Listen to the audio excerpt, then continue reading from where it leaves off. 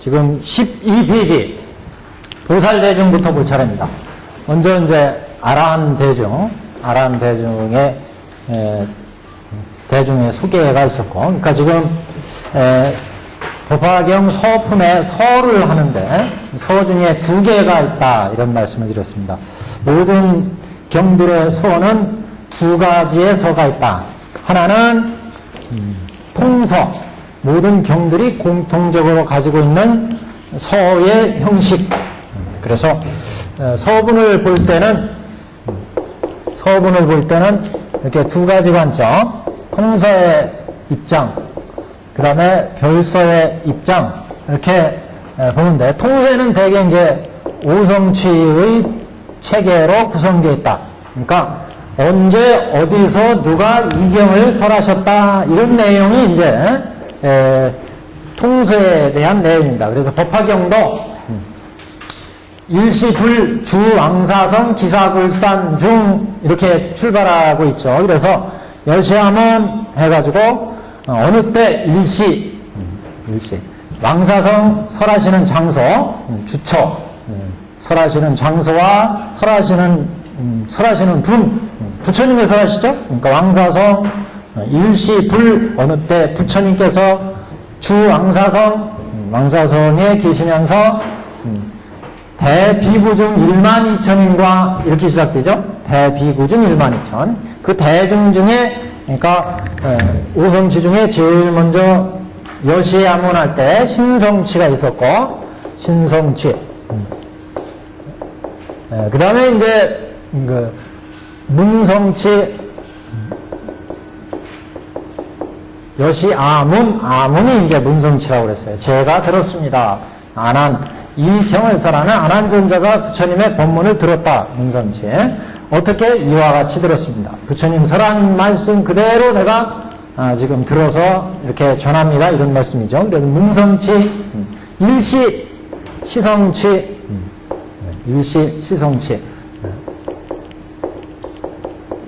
그 다음에 일시불 주처,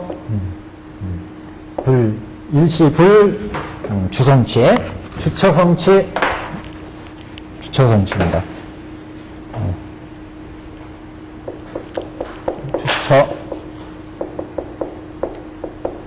성치란 말이 어려우면 처음엔 신에 대해서, 문에 대해서, 시, 주, 이런 순서로 이제 항상 경이 시작된다. 그 다음에 이제 중성치. 대중들이 소개됩니다. 이렇게 경의 첫머리에서 제가 이 경을 들었습니다. 언제 어디서 부처님이 왕사성 기사굴산에서 부처님께서 대중 얼마를 거느리고 대중 이제 쭉 나오는 거죠. 그래서 첫 번째 대중으로 이제 아라한이 나왔고, 아라한 대중 12,000, 그 다음에 이제 보살 대중, 그래서 아라한 대중은 이제 2승 아니겠어요? 2승. 성문 연각이 다 포함됩니다. 그 다음에 이제 보살 대중, 그 다음에 이제 천태대사는 잡중 그러는데, 이 잡중이 이제 천룡팔부의 대중들이 쭉 소개가 됩니다. 그래서 이 경이 언제 어디서 어떤 대중들을 상대로 경이 설해졌느냐, 이것만 보더라도, 이 경이 지금 근본불교 계통의 경전이구나, 대승불교 계통의 경전이구나, 그리고 이제 이 경전이 화엄 내용이냐, 반야 내용이냐, 법화 내용이냐, 이런 것도 이제 어느 정도 가능합니다. 대중들에 의해서. 그래서 지금 대중들이, 여기에는, 잡중에는 천룡팔부의 대중들이 쫙 이제 등장을 합니다. 이런 대중의 소개가 끝나면 본격적으로 이 경에 이제 이 경만, 즉, 법화경에서 보여주고자 하는, 법화경에서 설하고자 하는 법문의 어떤 의미심중한 표현을, 서곡을 별서에서 이제 시작을 하죠. 우리 법화경에서는 상서를 보인 내용입니다. 그래서 부처님께서 무량의 경을 설하시고, 무량의 처 삼매에 들어가셔서, 그래가지고 이제, 무량의 처 삼매에서 상서를 보이죠? 상서. 그래서, 땅이 진동하고, 그다음에 꽃비가 내리고, 이런, 현재 영축산에서 보이는 상서를 차방육서 이렇게 얘기하고 그 마지막에 부처님이 백호로부터 방광을 하죠. 그래서 그 방광에서 보여주는 또 6가지 상서가 있습니다.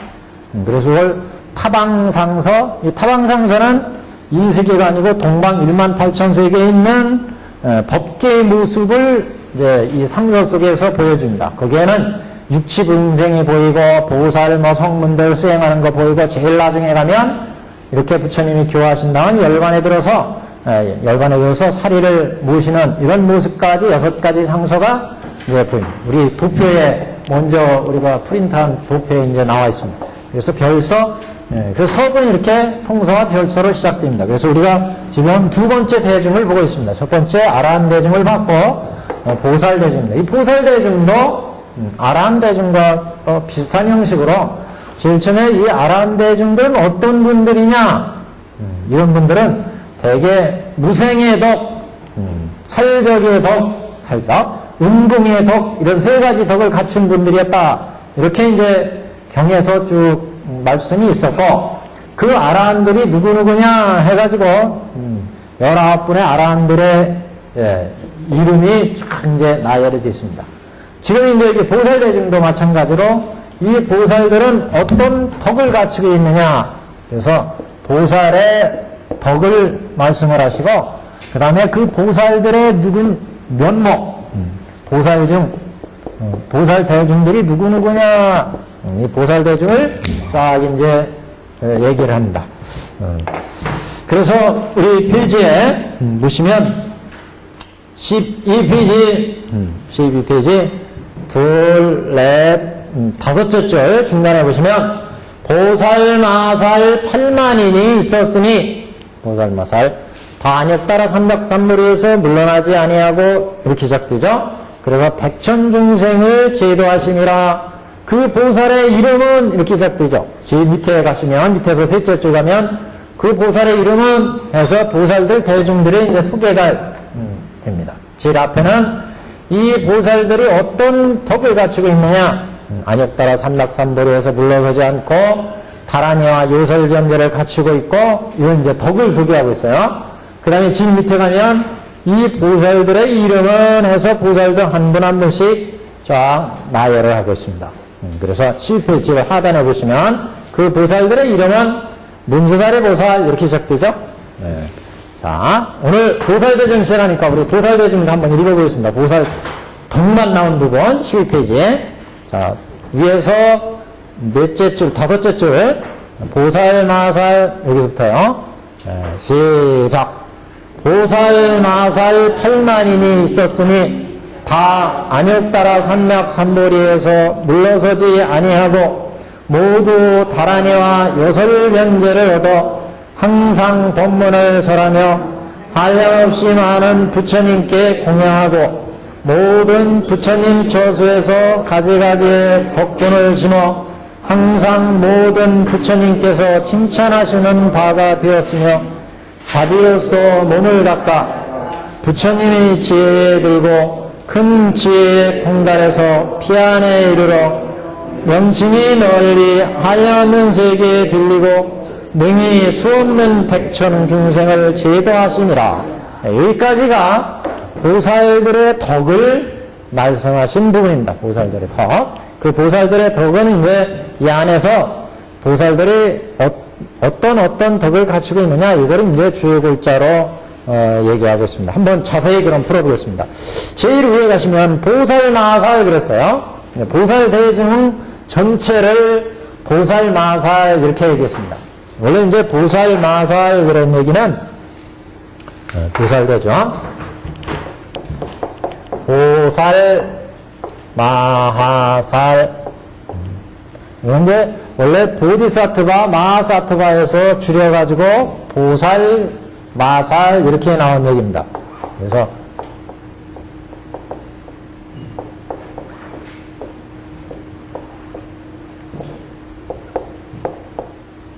이렇게 그래서 보살이라고 할 때 보리에서 이제 보살이 나온 거죠. 보리 이건 우리가 살타 이렇게 발음할 때 마하, 살타 이렇게 이제 발음이 되는데, 여기에서 이제 보리, 여기서 보리에서 이제 보살, 그 다음에 여기 마살, 이렇게 따온 거죠. 뜻은 이제 이 보리라는 얘기는 깨닫다, 각이라는 뜻이고, 사트바라고 하는 얘기는 이제 중생이라는 뜻입니다. 중생. 또는 유정, 마란 크다라는 뜻이죠. 대. 사트바도 이제 중생. 이게 유정 이런 뜻이고. 그러니까 근데 이 유정 중생이라는 뜻은 굉장히 뜻이 여러 가지를 담고 있습니다. 보통 중생이라는 의미에서 그 용사, 그 전쟁터에서 적군을 물리치는 그 용사 이런 의미도 들어있어요. 그래서 유정의 의미는, 중생이라는 의미는 굉장히 아주 폭넓은 뜻을, 많은 뜻을 가지고 있는 그런 말인데, 여기에서 그래서 우리가 간단히만 말씀을 드리자면, 이 살타라고 하는 이런 중생이라는 의미는, 그러니까 깨달음을 추구하는 그런 중생, 이런 의미죠. 깨달음을 추구하는.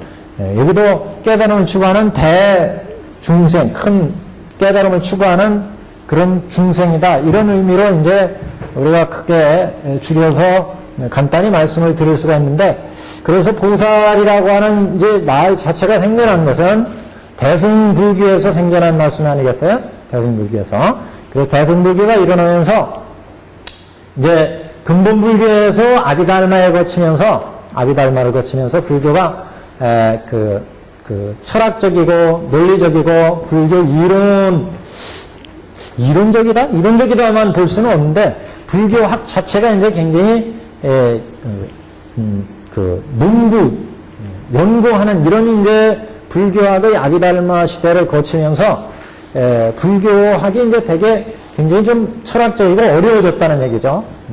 그래서 근본불교에서 그 생사하게 부처님이 중생들을 위해서 거리에 나와서 설파하고 제자들이 설파하던 이런 이제 불교에서 굉장히 그 불교의 내용을 점점 해석하고 추석하고 이걸 연구하면서 아비달마 시절에, 그래서 그러니까 우리가 불교사를 보시면 불교사 자체가 부처님 당시의 설법과 부처님의 제자들이 설법했던 근본 불교의 불교, 그 다음에 이제 아비달마 불교 시대가 있고, 그 다음에 이제 대승불교가 일어나게 됩니다. 대승불교.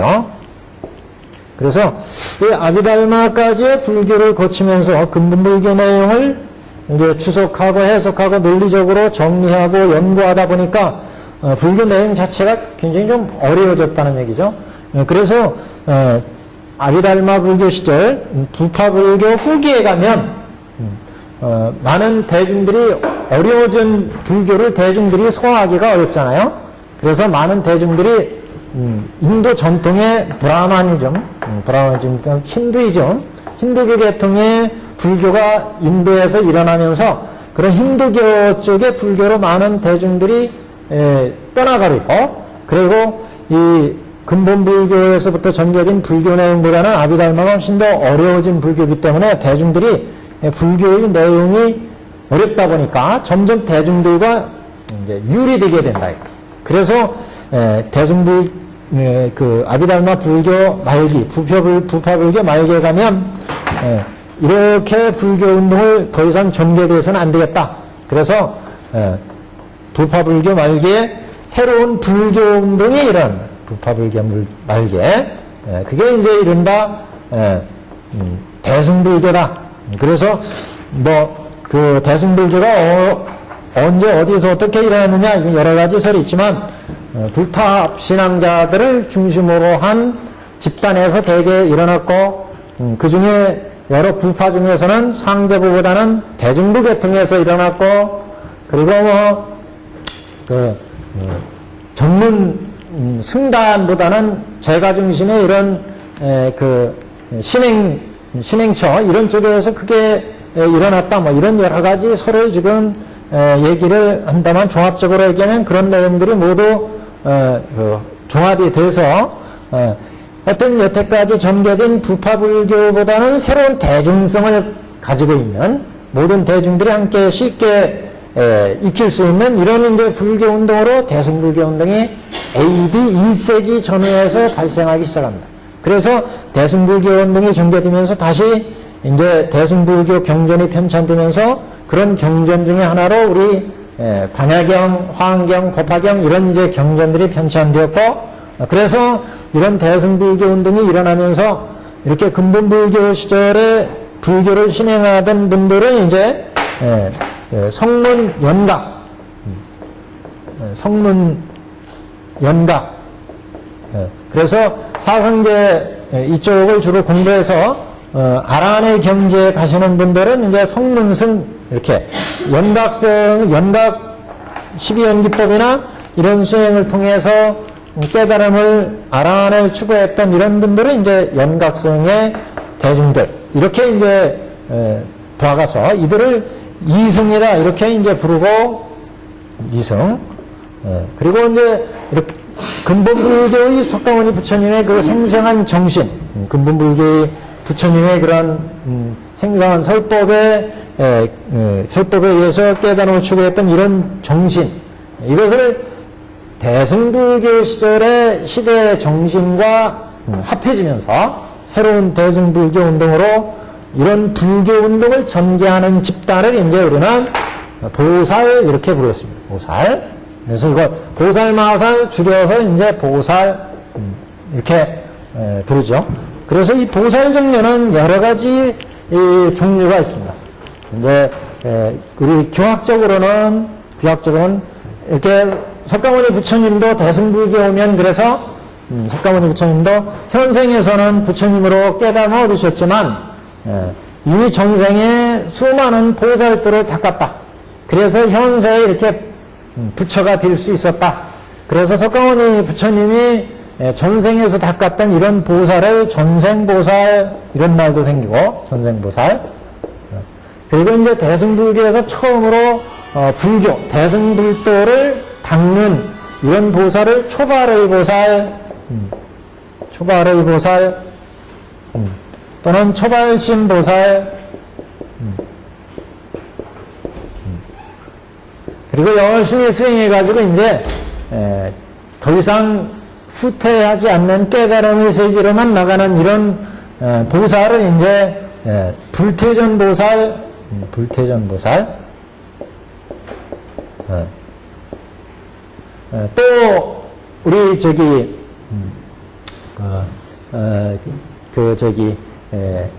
누구야 미륵보살과 같이 이생에서 수행을 다 마치면 다음 생엔 부처로 나시는 이런 보살을 아비발치 일생보처보살, 아비발치보살, 일생보처보살 이렇게 또 보살을 부르기도 합니다. 일생은 이번 한 생은 보살을 있지만 다음 생엔 부처가 된다는 얘기죠. 그러니까 뭐 선거에서 국회의원들이 당선될 때 후보가 있고 그 후보 시절에 열심히 선거운동해서 선거가 끝나면 이제 국회의원이 되잖아요. 그래서 그 되기 전까지 그때를 이제 후보라고 그러는데 우리 이 아비발치 보살도 마찬가지입니다. 그래서 바로 현재 생은 요 일생 한 생은 보살이고 다음 생은 이제 부처가 된다는 거죠. 이런 이제 미륵보살과 같이 지금 미륵보살로 되어 있는데 다음 세상에 이제 부처가 된다는 거죠. 이런 보살을 아비발치보살 이렇게 봅니다. 우리 이제 교학에 오면 천태교학에서는 보살을 장교보살, 통교보살, 별교보살, 원교보살 이렇게 또 나누죠.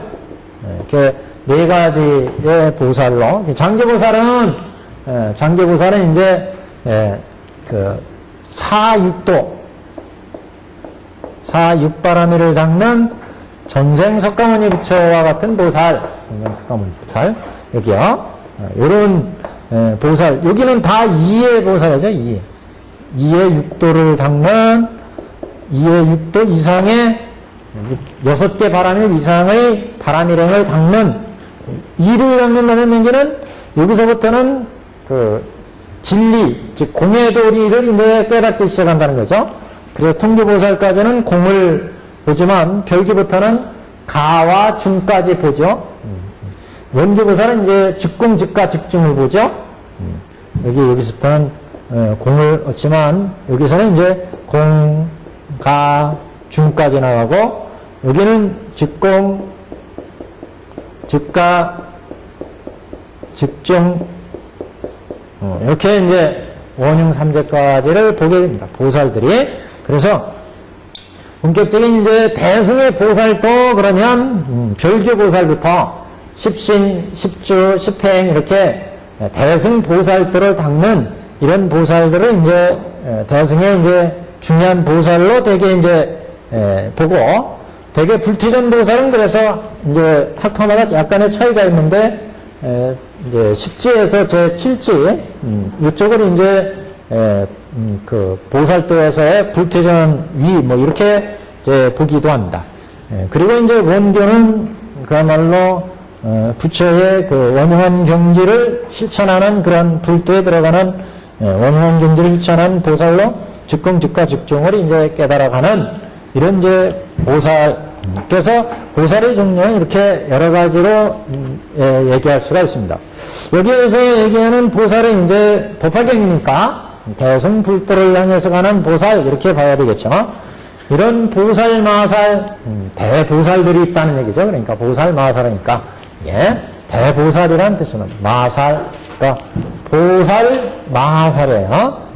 그러니까 여기 그래서 처음에 대승불교가 운동이 일어날 때는 이렇게 소승적으로 수행하지 않고 대승적인 불도에 나가는 이런 분들이 이제 대승보살 이렇게 봤거든요. 보살이라는 분들이. 그런 보살들을 실천하려면 전쟁터에서 적군을 물리치는 그 용사와 같이 갑옷을 입고, 그 갑옷은 사홍서원을 아주 큰 뜻을 세우고, 사홍서원이라고 하는 일체 중생을 자리이타로 나도 수행하고 중생도 구하고 자리이타를 실천해서 사홍서원을 세우고, 그래서 상구불이 하와에서 일체 중생을 제도하고 나도 불도를 이루겠다, 모든 대중들을 다 제도하고 이렇게 큰 서원을 세우고 가기 때문에 이런 보살한테 이렇게 보리살타, 보살마살 이런 이제 칭호가 붙게 됐습니다. 그래서 아까 말씀드린 것처럼 살타라는 뜻에는 이렇게 중생, 유정 또는 용사, 갑옷을 입은 용사, 전쟁터에서 갑옷을 입고 전쟁을 하잖아요. 이와 같이 아주 서원으로 무장한 일체 중생을 제도하고 나도 불도를 이루자. 이거는 지금까지 그냥 이론적으로 또는 철학적으로 이렇게 공부에만 치중하는 그런 수행보다는 적극적으로 대중을 교화하고 같이 불도를 이루겠다는 큰 선을 세우고 나가는 이런 이제 불도를 닦는 사람이라는 얘기죠. 그래서 보살이라는 의미 속에는 이렇게 엄청난 그런 의미를 같이 이제 가지고 있다, 이렇게 이제 볼 수가 있습니다. 그래서 대승에서는 모두 이제 보살도를 닦잖아요. 장교보살은 6바람일까지, 별교보살은 이제 10바람일까지 이제 닦게 됩니다. 그래서 보통 이제 6바람일에서 10바람일에 6개 바람일 내지 10개 바람일에 바람일행을 이제 실천하는 보살로 전체가, 보살들은 이렇게 보살만행을 닦을 때, 보살들을 닦을 때 이렇게 실천한다. 그래서 우리 지금 보살대중 나왔는데, 그 보살대중이 그런 그 덕과 내용을 한번 보시면, 보살마살이라고 하는 전체적인 이제 통칭이죠. 앞에 아람 이렇게 얘기했던 것처럼 보살마살 대중이 있는데, 지금 부처님 법문을 듣는 대중 중에 그분들이 얼마냐? 인원수 숫자가 8만인이다. 8만인. 그래서 보통 다른 대승경전에는 보통 보살마살 그러면 한 8천인 이렇게 나와요. 네, 우리 법화경은 8만인 이렇게 나왔어요. 그 앞에 성문 연각대중도 아라한 대중들도 다른 경전에는 1만 8천 우리는 이렇게 나오잖아요. 다른 데는 이제 1800 뭐 이렇게 나오는데 우리 법화경이 1만 8천 이렇게 나왔습니다. 여기도 팔만인이 나왔어요. 팔만인. 이분들은 다 안욕따라 삼맥삼보리에서 불퇴전하고 물러서지 않는다. 그러니까 이거는 계위를 얘기한 거죠. 보살들의 계위. 이 보살들이 아라한들은 앞에 아라한들은 다 아라한의 계위. 아라한은 생사를 해탈한 경지였죠. 지금 보살들은 안욕따라 삼맥삼보리에서 물러서지 않는다. 다 불도를 이루겠다고는 그런 큰 발심을 하고 불도를 닦는 분이다 이런 말씀이죠. 그래서 보살마살들이 그 계위로는 안욕따라 삼맥삼보리에서 불퇴전하는 물러서지 않는 계위고 이분들이 가지고 있는 덕이 이제 나열이 됩니다. 이분들은 모두 다란이와 그다음에 요설견제가 됐어요. 그 다음에 이분들은 항상 법문을 설해서 중생을 제도한다는 거죠. 법문을 설하며 또 한량없는 부처님께 공양하고 부처님께 공양을 해요. 우리가 공양은 이제 좀 이따 보시겠지만 단순히 부처님께 향이나 초나 이렇게 공양을 올리는 것뿐만 아니라 우리가 불도를 열심히 수행하는 것도 이거 다 공양이죠. 법공양입니다. 그래서 부처님께 보살도를 실천하는 거 이것도 법공양이에요. 이렇게 부처님께 공양하고 한량없는 부처님께 공양하고 부처님 처소에서 가지가지의 덕분을 심어서 부처님 처소에서 가지가지 덕분을 심었다. 여러가지 보살행으로 선행을 베풀고 보살도를 닦는다는 말씀이죠. 갖가지 보살도를 닦는다는 얘기입니다. 항상 모든 부처님께서 칭찬하는 바가 되었으며 이렇게 보살도를 닦으니까 부처님으로부터 선제라 이렇게 이제 칭찬을 받으셨다. 보살도를. 그러니까 왜냐하면 우리가 부처님이 이 세상에 오셔가지고 수많은 중생을 제도하시기 위해서 수많은 법을 설했어요.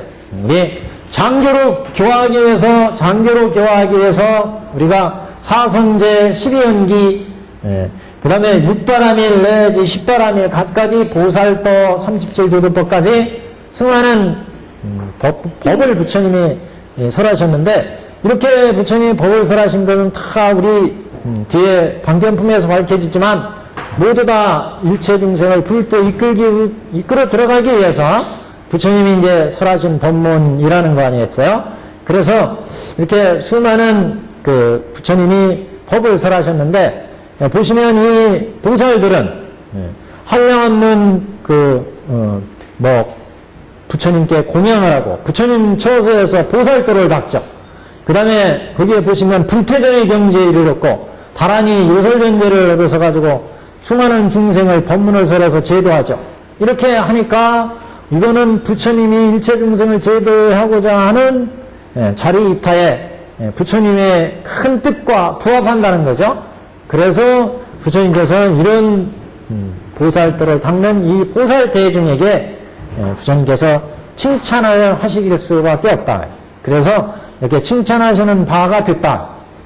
그래서 이렇게 칭찬하는 바를 받으면 이건 부처님의 뜻에 합당하게 실천을 한다는 거고 이렇게 돼야 이제 불도에 들어가게 됩니다. 모든 부처님께서 칭찬하는 바가 되었으며 그러니까 그래서 가장 중요한 게 우리가 공부를 불교 공부를 하면 부처님께 칭찬하는 바가 돼야 돼요.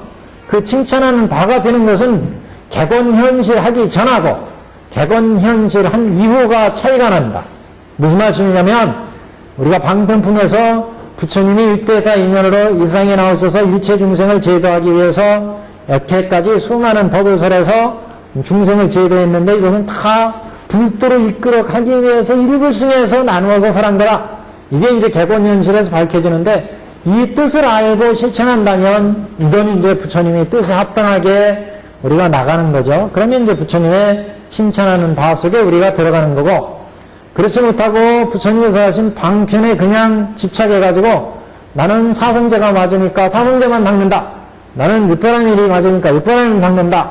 나는 12연기가 맞으니까 12연기만 닦는다. 이렇게 해서 가지고 성문이나 영각이나 보살의 경지에 머무른다면 이건 부처님 뜻에 합당하지 않다는 거죠. 다 부처님께서 하신 법이지만 그래서 부처님이 객원현실한 뜻을 지대로 알고 닦는 거냐 그렇지 않고 닦는 거냐 하는 것은 차이가 있습니다. 여튼 부처님께 칭찬하는 바가 되어야 돼. 그 다음에 보시면 자비로서 몸을 닦아. 부처님 지혜에 들고 큰 지혜에 통달해서 피안에 이르러. 그러니까 지금 보살의 덕을 얘기하는 거예요. 그래서 이런 보살들은 자비로 몸을 닦아서 자비를 실천한다는 얘기죠. 그리고 부처님 지혜에 들고 이렇게 실천하니까 부처님이 지혜에 들어갈 수가 있다.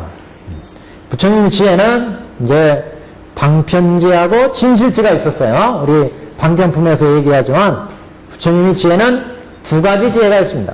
중생을 제도하기 위해서 설하시는 지혜를 방편지에 그래서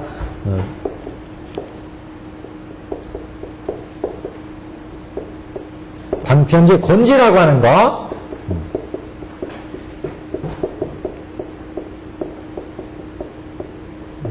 그 다음에 진실지 일불승의 실상의 경지를 선언한 진실지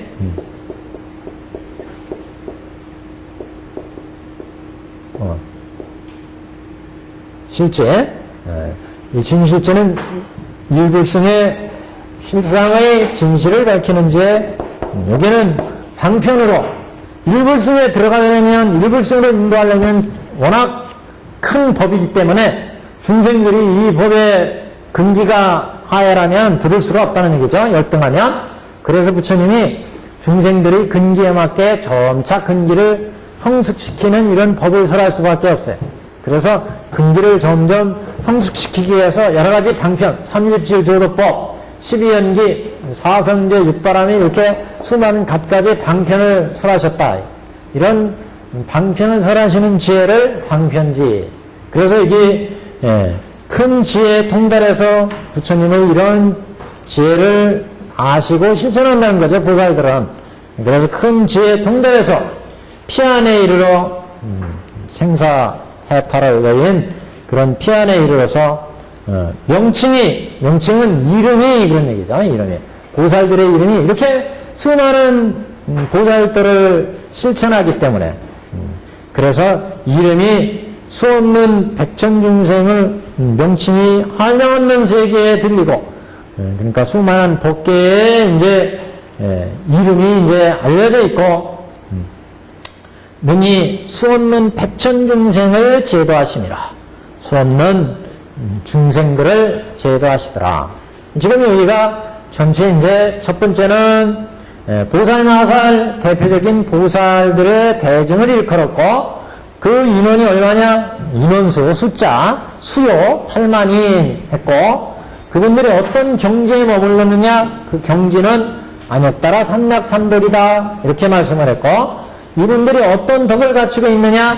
여기서부터 다란이와 요설견제를 갖추고 있고 항상 법문을 설해서 한량없는 부처님께 공양했고 또 부처님 처소에서 갖가지 덕분을 심었고 천근 공덕을 쌓으면서 중생들을 제도하는 덕의 근본을 심었다 그런 얘기죠. 그리고 모든 부처님께서 칭찬하는 바를 받는 이런 이제 실천을 했고 그 다음에 자비로서 몸을 닦고 자비를 갖췄고 부처님 지혜를 가지고 있고 부처님 지혜를 실천하고 있고 또 큰 지혜 통달해서 피안에 이르렀고 생사를 해탈했고 이 보살들은 그리고 아주 법계에 널리 이름이 알려진 이런 보살들이더라. 그래서 수없는 중생들을 제도하더라. 그 중생들이 지금 법화회상에서 부처님 법을 들으려고 법화경 법을 들으려고 지금 모여와 있다 이런 말씀이죠. 그래서 그 대중들의 보살 대중을 예로 들었습니다. 이제 여기서 말씀한 이제 보살의 덕 지금 보살 대중이죠. 네. 보살의 덕을 한번 정리해 보면 우리가 아란의 덕은 세 가지를 얘기했어요. 살적의 덕, 무생의 덕, 운공의 덕 세 가지. 살적의 덕은 생사고의 모든 번뇌를 끄는 것을 살적의 덕 그랬고 모든 무가 다야 이렇게 나왔잖아요. 그 다음에 이제 무생의 덕은 이런 여러 가지 결박으로부터 벗어났다 그랬죠. 그래서 무생의 덕은 이제 생사의 고해의 번뇌, 예를 들면 뭐 교학적으로 보면 뭐 견옥 88, 사옥 81품 이렇게 생사고해의 번뇌를 다 끄는 보살, 끄는 아라한들을 얘기했고, 그 다음에 은공, 3계의 이런 진리를 다 안 이런 분들을 은공의 덕을 갖췄다 이렇게 아라한들은 세 가지로 얘기했는데, 보살의 덕도 한번 정리를 해보면 보살들은 첫 번째 사홍선을 세우고 사홍선, 그래서 서원을 세우고, 여기 가르치는 이유는 보살들은 서원을 갖는데 그 서원은 크게 대표가 사홍서원이에요. 보살들마다 수많은 서원들이 있어요. 그 대표로 종합해서 정리하면 이제 그 가장 중요한 것을 이제 네 가지로 본 게 사홍서원이고, 보살들은 항상 서원을 세웁니다. 자기도 수행하고 일체 중생도 다 같이 해도하겠다 이렇게 서원을 세우고 나가죠. 대승보살들은 서원이 없으면 이거는 요새 뭐 비근한 말로 뭐 안고 없는 찐빵. 그래서 항상 보살들은 서원을 가지고 출발합니다. 그래서 관세음보살은 생사고해에서 관세음이라 이렇게 부르면 항상 내가 나가서 칠란, 삼독, 이구양원에 빠져있는 중생들이 항상 관세음하고 부르면 내가 항상 나가서 제도하겠다 이렇게 이제 서원을 세우고 닦아서 관세음보살이 됐어요. 이근원통을 이뤘다. 그래서 듣는 쪽에 관세음보살은 아주 전문이기 때문에 관세음 하면 어디든 뛰쳐나가서 그런 고난, 물난리, 불난리, 이렇게 칠란, 또 탐진치, 그 다음에 이제 삼독, 그 다음에 칠란, 삼독, 이구양원, 이렇게 이제 각가지 중생들이 원하는 바에 부르면 항상들이 나가서 이제 제도한다. 그 다음에 아미타불 같은 경우는 법장 비구 때 48가지 서원을 세우고 열심히 수행해서 법장 비구에서 아미타불이 됐죠. 이렇게 지장보살은 지옥에 있는 중생, 마지막 중생까지 내가 다 제도하고 내 마지막에 불도를 이루라 이렇게 서원을 세우고 중생들을 제도한다. 이렇게 보살들은 각각의 서원이 있습니다. 그 대표를 들면 네 가지다. 우리가 사홍서원 불교 의식을 할 때마다 하죠. 중생무변서원도, 번뇌무진서원단, 법문무량서원학, 불도무상서원성 이렇게 네 가지 중생을 다 제도하겠습니다. 번뇌를 다 끊겠습니다. 무량한 부처님의 법문을 다 배우겠습니다. 일체 중생을 다 제도하겠다는 이런 네 가지의 서원이 그 대표. 그래서 서원을 세우고 두 번째 사무량심을 가지고 사무량심.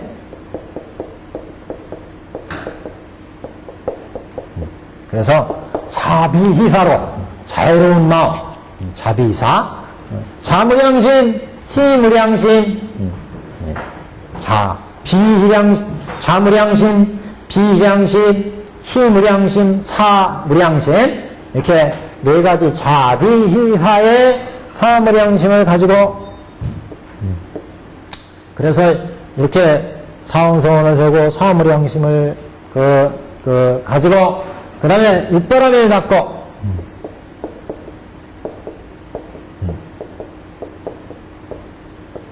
육바라밀부터 십바라밀까지 6바라밀 내지 10바라밀 닦아서 보시, 지계, 인욕, 선정, 지혜 이렇게 반야까지 이렇게 6개의 바라밀 내지 10개의 바라밀을 가지고 중생들을 제도한다. 이게 바라밀을 실천해서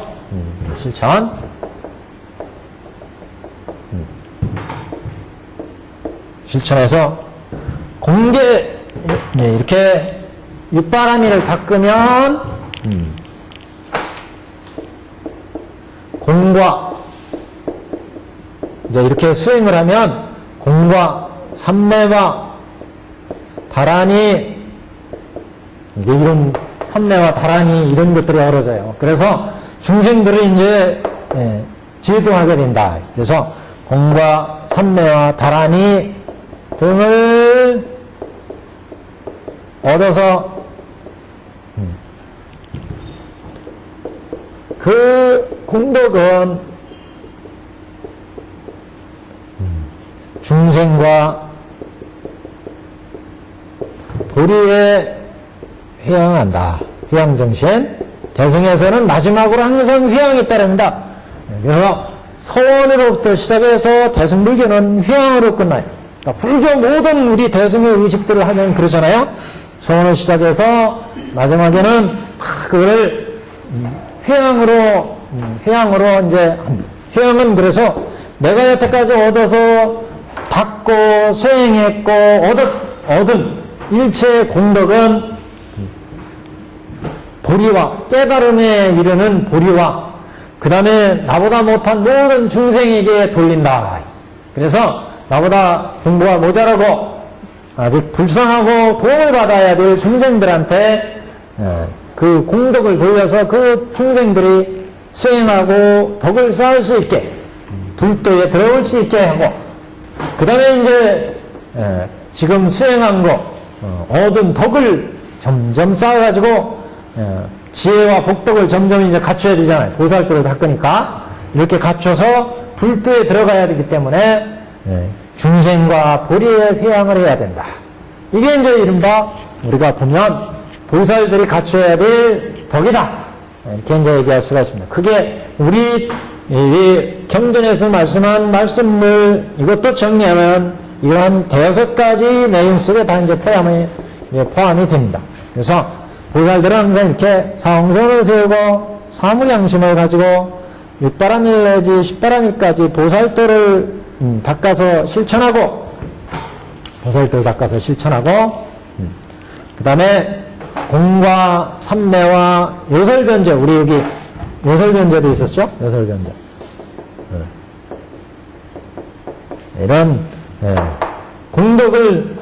이런 공덕을 얻어서 공과 삼매와 다란이와 이런 이제 공이라는 건 우리가 공을 얻어야 우리 법사품에 가면은 그 열애좌 그 열애행 이런 얘기가 나오죠.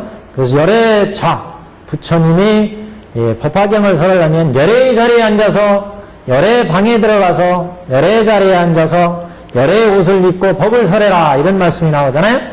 그게 열애좌가 바로 공의 자리입니다. 열애좌. 왜 공의 자리가 필요하냐? 일체 중생을 다 불도로 인도하려면 여기 이쁜 중생한테는 좋은 법을 설해주고 비기 싫은 중생한테는 나쁜 법을 설해주고 이러면 안 되잖아요.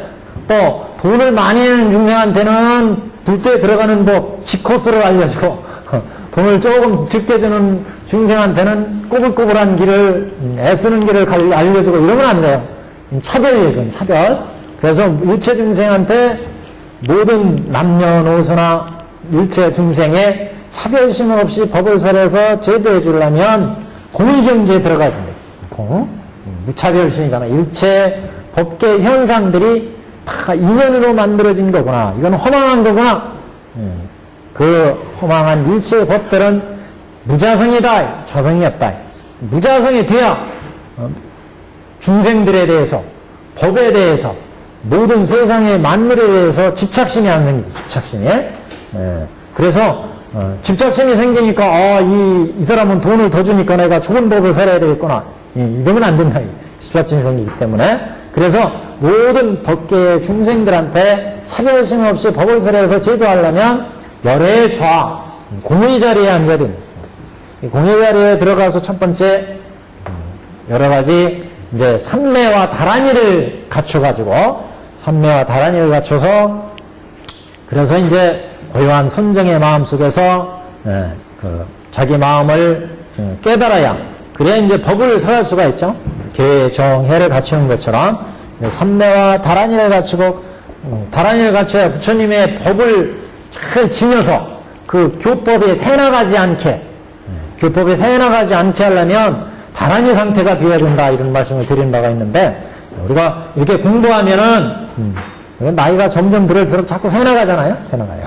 한 20대 30대는 한 가지를 들으면 10가지를 깨칠 수가 있어요. 한 가지를 딱 들으면 그걸 가지고 응용해서 이게 이런 뜻이구나 해가지고 10가지로 응용이 가능해져요. 20, 30대는.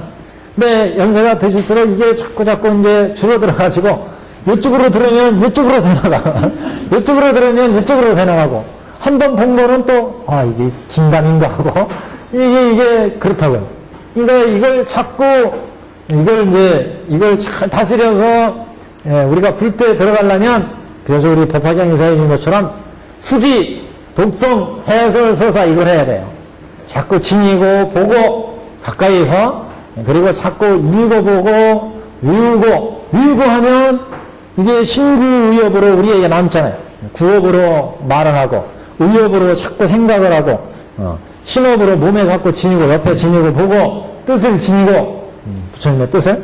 그렇게 지녀야 이게 자꾸 볼 때마다, 들을 때마다 이게 튀어나와요. 다란이가 되니까.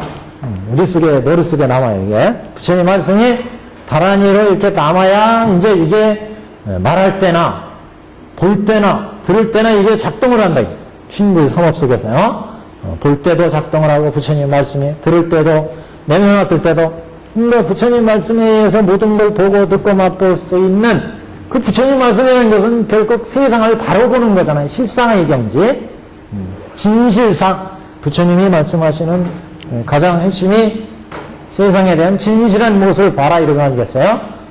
그래서 공예에 들어가서 삼매와 다란이를 얻으면 그러면 이제 부처님의 말씀을 잘 지니고 이거에 의해서 중생들을 제도하고 자기가 수행해 갈 수 있다.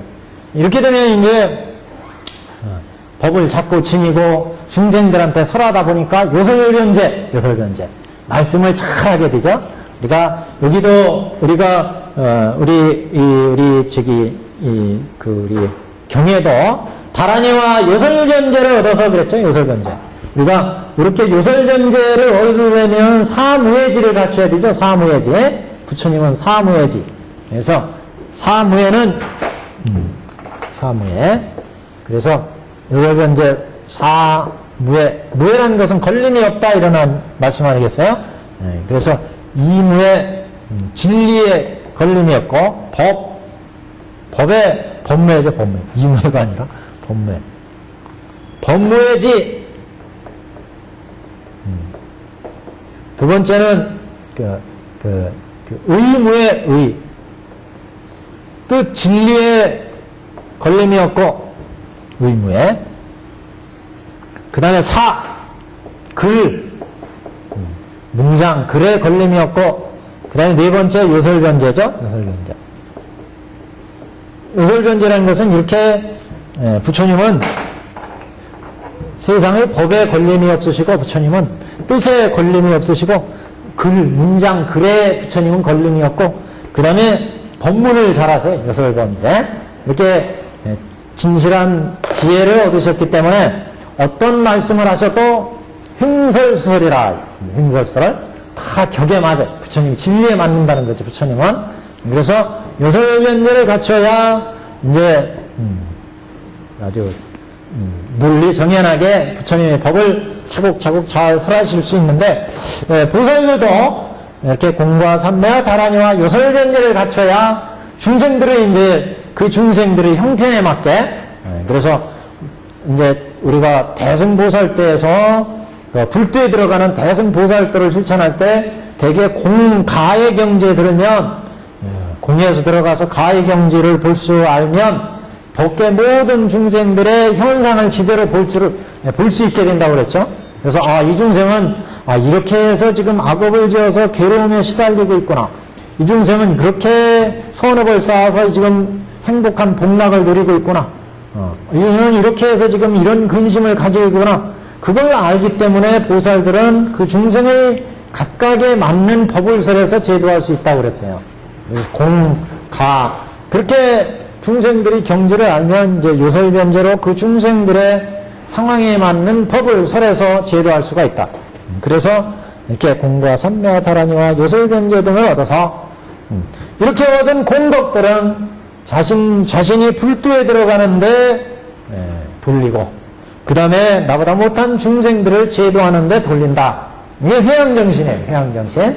그래서 원 2차 공덕 아등 여중생 동생 극락공 동견무량소, 뭐 이렇게 우리 불교 의식에서 끝머리에 나오잖아요. 나와 이렇게 닦은 모든 공덕은 나와 모든 중생인들이 함께 불국토에 들어가기를 이제 원한다. 이렇게 이제 끝맺음을 맺고 있는데, 이렇게 대승보살들은 모든 중생들과 같이 닦은 내용들을 항상 불도에 회양하는 회양정신을 이제 가지고 있습니다. 그래야 중생들을 제도할 수가 있습니다. 그래서 우리 12페이지의 본문은 보살들, 이런 보살들은 몇 명이냐, 대중들의 숫자. 그래서 우리가 서에서 지금 통서를 얘기하는 거예요. 그 대중을 얘기하는데, 그 대중이 우리 법화경에서 아라한대중, 보살대중, 잡중 이렇게 나오는데, 지금 설하는 형식이 이렇게 아라한중 얼마였고 그 덕은 어떤 거였다, 그 아라한들은 누구누구였다 이렇게 나왔고, 지금 보살도 여기도 이 보살대중 8만인이고 이분들은 불태전지에 적어도 불태전지에들은 불도를 실천하는 분들이고, 이분들의 덕은 이렇게 다라니와 그 변제를 얻어서 무량한 법을 설해서 중생을 제도하고 부처님께 공양드리는 이런 이제 보살들이었다, 이렇게 소개를 하고 있습니다. 그래서 여기에 보시면 요 해석하는 그 보살의 덕 부분, 그러니까 모두 다라니와 요설변제를 얻어서 항상 법문을 설하며 모든 부처님께서 칭찬하는 바가 되셨다. 이 부분은 그래서 여러 가지로 그 해석을 하는데, 이걸 이제 별개적으로 해석하면, 왜 별개적으로 얘기를 하냐면, 원교적으로 해석하는 경우는 불도의 원흉무한 경지에서 해석을 하다 보면 전체를 이제 불도의 경지에서 얘기하니까 실제 어떻게 닦아가는지의 차제가 안 보이죠. 별개로 보면 이제 그 보살도 닦는 차제가 보입니다. 그래서 별개로 이것을 보면은 모두 다라니와 요설변제를 얻어서 이 부분을 천태대사 같은 경우는 여기 프린트에도 있습니다. 이 부분은 다라니와 하는 부분은 보통 이제 보살의 십지 보살 중에 초지의 경지를 지금 보살도 닦을 때 초지의 경지를 얘기하고, 요살 변제는 그 두 번째 제2지를 의미하고, 그래서 다라니는 그게 불태전을 초지로 참보고, 그래서 이건 이제 설이 조금 분분한데요. 불태전을 위로 붙이는 경우와 아래로 붙이는 경우가 있습니다. 그래서 보살마살 8만이 있으면 단역따라 삼박삼보리에서 물러서지 아니하고 할 때 그 안역따라 삼박삼보리에서 물러서지 않는다는 것을 지위로 볼 때는, 계위로 볼 때는 이것을 초지로 보고, 그래서 이 안역따라 삼박삼보리에서 물러서지 않는 불태전을 초지보살로 보고, 그 다음에 다라니는 이제 이구지로 보고, 두 번째 제2지, 요설변제는 제3지 명지로 보고, 불태전의 법문을 굴린다 하는 부분은 항상 법문을 설하며 그렇게 나오잖아요. 이 부분은 이제 항상 법문을 굴리면 염지로 보고, 그 다음에 제불을 수많은 부처님께 공양하고, 제불을 공양함, 이것은 제5난승지에 해당을 하고, 부처님 처소에서 온갖 덕분을 심는다. 이 부분은 제6현전지, 그 다음에 부처님께 칭찬하는 바가 된다. 이거는 제7원행지, 그 다음에 자비로 몸을 싣고, 이거는 부동지. 그래서 부처님 지혜 들고 자비에 몸을 싣고 이렇게 나오는데, 그 다음에 부처님의 이제 지혜, 부처님의 해, 불에 잘 들어간다. 이 부분은 선해지. 그 다음에 지혜에 통달한 것은 법운지. 이렇게 법운지, 지혜에 통달함. 여기까지가 이제 법운지, 이렇게 10가지 십지의 보살계에 배당을 합니다. 왜 십지 보살계에 배당했냐면, 이게 보살들을 실천하는 과정으로 본 거죠. 보살들을 실천하는, 그 보살들을 실천할 때는 이렇게 보살들을 실천하는 보살을 보자면, 보살로 보자면 그 보살의 덕은 이렇게 10가지 덕을 실천하는 보살로 볼 수 있다. 이렇게 천태에서는 별개로 보면 10가지의 십지의 계위에 배대를 했습니다. 그래서 그 지금 우리 인쇄물의 첫 페이지에 첫 페이지의 첫 대목이 바로 그 내용입니다. 그거 잠깐만 보시면 1페이지 꼭대기에 보살대정은 보살 찬탄을 교학적인 측면에서 보면 보살 십지에 배대할 수가 있고 또 십지 계위에 입각해서 볼 수도 있다. 십지 차례로 배대하면 다음과 같다. 십지로. 십주 같은 경우도 이제 보살도를 닦는 적극적인 계위잖아요. 공에 들어가는. 그렇기 때문에 이제 보살 십주에 배당하기도 하고 십지에 배당하기도 하는데 지금 이제 여기는 차원 높은 보살도다 이렇게 보면 이제 보살 십지 보살 중에 초지부터 십지까지의 보살도를 닦는 그런 보살도로 지금을 이제 여기에 해석해 놨습니다. 그래서 불태전의 경우에 아까 말씀드린 것처럼 불태전은 윗단에 붙여서 해석하면 보살마살들이 안욕따라 삼맥삼벌에서 물러서지 않는 계위를 얻었다. 이렇게 이제 계의 완성으로 이제 붙여서 해석할 수 있고 수행하는 계위로 보자면 불태전을 따로 떼서 아랫단에 붙여가지고 안욕따라 삼맥삼벌의 다음에 불태전에 물러서지 않고 모두 다란이와 여설변제를 얻고 이렇게 이제 해석하는 경우에 계위로 해석하는 경우에는 불태전을 초지로 이제 해석을 한다. 그래서 초지에 해당해서 이변의 치우침을 얻어서 중도에 들어 불태를 얻은 것을 기뻐하니 환희지의 경지다. 그래서 보살 십지는 이제 중도를 보는 계위 아니겠어요? 별교로. 그래서 이 별교의 초지 십지의 초지 보살의 경지로 불태전을 봤다. 다란이를 얻으면 제2구지를 얻은 것으로 악을 떠나서 악을 쉬고 여러가지 선을 깊이 위해서 지닌다는 뜻으로 2구지를 다란이 계위로 봤습니다. 그 다음에 요설견제는 제3명지로 지혜가 밝으면 밖으로 설법하는 언변이 이제 있게 마련이다. 그래서 그런 언변의 밝은 지혜를 갖춘 것을 요설견제 이렇게 봤어요. 그 다음에 불태전의 법률을 걸리는 거 제4염지다. 그 다음에 제5지 난성지는 제9를 공양함. 여기는 난성지를 찬탄한 것으로 덕분을 심으면 제6현전지. 그 현전지는 선명을 얻어서 부처님을 공양함으로 복덕이 일체종지를 도와서 일체종지가 나타나는 것과 같이 덕의 근본을 심는다. 그래서 현전지에 배대했다. 제불의 칭찬을 받는다. 제7원행지로 방편지 진실제 이지의 방편이 모든 사람을 뛰어넘어서 중생을 이롭게 하는 일이기 때문에 부처님을 흡족하게 한다.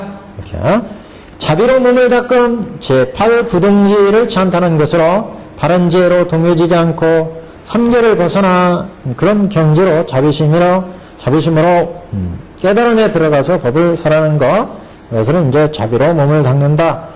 불애락 잘 들음 선해지로 이제 배대를 했습니다. 그래서 실은 본래 근원의 진실의 본래 근원의 투철함이 오타가 났네. 본래 근원의 투철함이요. 명칭의 내용과 부합한다는 얘기는 부처님의 지혜 그 자체에 잘 들어가 있다 그런 말씀이고, 그 다음에 큰 지혜의 통달함, 이것은 법은지의 지혜. 법은지는 마치 구름이 일어가지고 구름으로부터 비가 내려서 온 천하의 초목들을 이롭게 하는 것처럼 보살도 온 천하 법계의 모든 중생들을 법을 설해가지고 이롭게 한다.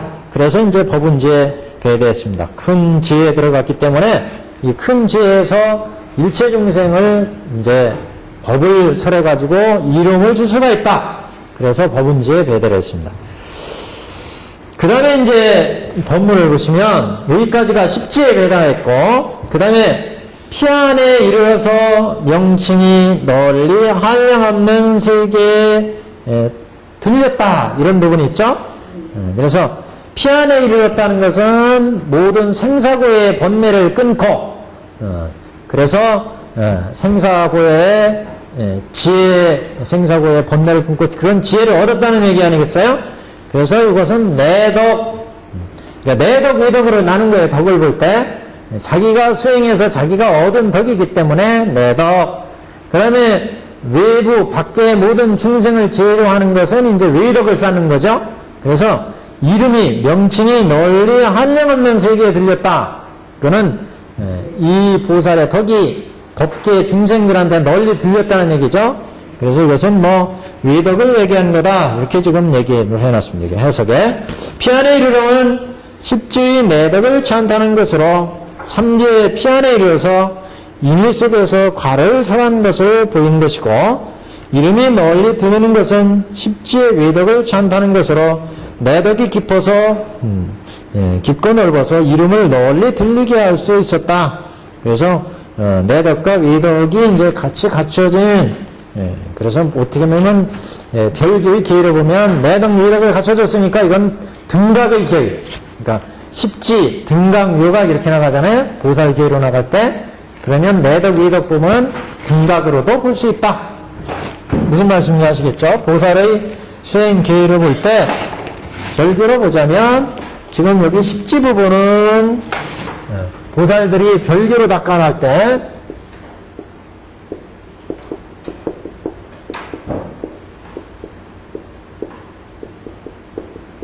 보살의 덕을 별교 수행계의로 보면 십조 십시는 이제 그 아래 단계니까 십조, 십행, 십향, 그 다음에 십지 아니겠어요? 십지, 등각, 묘각, 불 이렇게 되잖아요. 그래서 여기를 이제 보살의 덕으로 봤어요. 보살의 덕. 그 다음에 여기 등각은 이제 내덕, 외덕. 그래서 여기 피안에 이른 것은 내가 닦아서 생사고를 끄는 거니까, 지혜로 번뇌를 끄니까 내덕. 그런 덕들이 법계 모든 중생한테 널리 알려졌으니까 이건 밖으로 드러난 덕이다. 외덕. 그래서 이 부분은 등각의 계로도 볼 수 있다. 그러니 등각의 계로도. 그래서 명칭이 널리 피안에 이르러 명칭이 널리 한량없는 세계에 들렸고 능히 수없는 백천중생을 제도하심이라.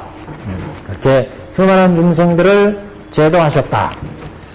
여기까지가 보살들에 대한 전반적인 이제 덕, 보살 덕을 중심으로 해서 보살 대중에 대한 소개를 한 부분입니다. 그러니까 자, 그런 보살들, 이렇게 보살들을 실천하는 이런 보살들은 어떤 보살들이 있었느냐? 그 첫 번째, 그 보살들의 이름은 문수하리보살, 문수보살을 얘기하고, 문수보살. 그 다음에 관세음보살, 문수보살은 지혜를 갖춰가지고 일체중생을 제도하죠. 우리가 서품에도 문수보살이 이제 조금 이따 나오지만 가장 먼저 등장을 합니다. 그래서 부처님이 그 광명을 보이실 때, 그 상서를 보이실 때, 그 상서를 이제 문수사리 보살이 해설을 해줘요. 그래서 굉장히 좀 상징적인 의미가 있습니다. 우리 저기 그 아란들 얘기할 때 보시면 아란들의 이름은 아야규진여부터 시작했죠. 아야규진여는 인간으로서 가장 먼저 부처님의 법을 들으신 분이라고 그랬어요. 그래서 가장 먼저 거명을 했는데 이게 보살 대중 가운데는 문수보살이 가장 먼저 나옵니다. 그래서 우리 모든 보살도들은 문수의 지혜로 시작해서 보현의 수행, 행으로 끝나죠. 그래서 대승은 문수의 지혜로 시작해서 보살 수행의 보현의 행으로 끝난다. 근데 법화경도 똑같이 지금 문수보살이 지혜로 법문을 열어서 지혜 마지막 보현보살 권발품에서 법화의 행, 법화의 수행으로 불두에 들어가는 행으로 마감을 합니다. 굉장히 좀 어떻게 보면 상징적인 의미가 있어요. 문수보살이 이제 지혜로 부처님의 실상의 경제를 뒤에 해명을 한다. 그래서 문수사리보살이 제일 먼저 나왔고, 그 다음에 중생들을 제도하시는 가장 그 널리 중생들을 제도하는 아주 폭넓은 교화력을 가진 관세음보살이 그 다음 나왔어요. 관세음보살, 그 다음에 이제 득대세보살, 상경진보살, 비유식보살, 보장보살에서 보살들이 차례대로 등장한다. 이 보살들의 차례는 어떤 특별한 교학적인 어떤 의미가 있는 것은 아니고, 보살들은 하여튼 이렇게 거명을 했고, 이 보살들 대중에 속하지 않는다고 해서 법화경에 보살들이 안 나온다 이렇게 이제 볼 수는 없어요. 예를 들면 여기에 이제 그 득대세보살, 상정림의 불유식보살, 보장보살, 야광보살, 용시보살, 보월보살 이런 보살들이 있지만 그 외에도 많은 보살들이 우리 법화경에 실제 또 등장을 하거든요. 뒤에 가시면 그래서 이런 보살들은 그 수많은 보살 대중 중에 대표로 지금 여기에 소개했다. 이렇게 이제 보시면 됩니다. 그래서 그 보살들에 대한 그 설명을 따로 유인물에 좀 정리를 해놨습니다. 그래서 1페이지 하단에 보시면 문수사리보살, 문수사리보살은 묘덕 또는 묘길상 다 그동안 많이 이제 보셔서 다 아실 거예요. 그런데 이제 우리가 법화경을 하면서 이런 보살들은 다 이제 불도로 인도하시는 이런 이제 대승의 보살이다. 이런 의미로 한 가지 더 보통 보살의 의미에서 추가를 하시면 되겠습니다. 그래서 법화를 실천하는 보살들, 이런 보살들, 법화는 결국 불도의 부처님의 진실한 뜻을 실천하는 보살들이니까. 그래서 문수사리보살은 1페이지 보시면 묘길상이라고 번역하고 지혜덕을 상정하는 대보살이다.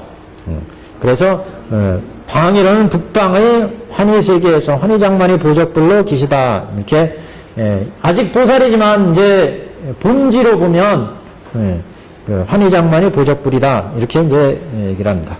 그래서 보살의 모습을 지금 띄고 있는 것은 석가모니 부처님 회상에서 부처님의 교화를 돕기 위해서 보살의 모습을 보이는 거다. 이렇게 볼 수 있죠. 본지와 수적의 관계에서 이제 해석을 하면 그렇습니다. 그 다음에 관세음보살은 줄여서 관음. 그래서 관음의 본원에 만약 중생이 있어서 괴로움을 받는다고 괴로움을 받을 때 내 이름을 부르거나 나를 염하는 자는 내가 천이와 천안으로 그 소리를 듣고 보고 해서 그 모든 괴로움으로부터 면하게 된다면 나는 정각을 취하지 않겠다라고 해서 이렇게 서원을 세우고 대자대비로 중생을 구원하는 것을 본원으로 삼는다. 보살은. 득대세보살, 대세지보살이라고 하고 관세음보살이 자비를 상정한다면 이 보살은 지혜를 상정한다. 그래서 미타삼전불에서 아미타삼전, 관세음보살과 함께 좌우보처로 이제 등장을 합니다. 그 다음에 상정전보살, 항상 노래간다는 뜻의 보살.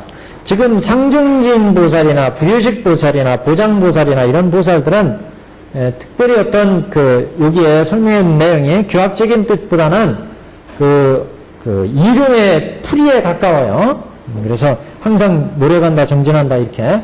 왜냐하면 교학적으로 어떤 뜻을 얘기한 내용이 없고 이렇게 문달이라고 하는 중국의 스님이 쓰신 문달 구회에 이렇게 이름을 그냥 해석해 놨습니다. 그래서 다른 데도 특별히 어떤 교학적인 내용은 없고 상정지보살 항상 노래간다는 뜻에 그래서 중생들을 열심히 제도하시는 부처다 이렇게 이제 해석을 합니다.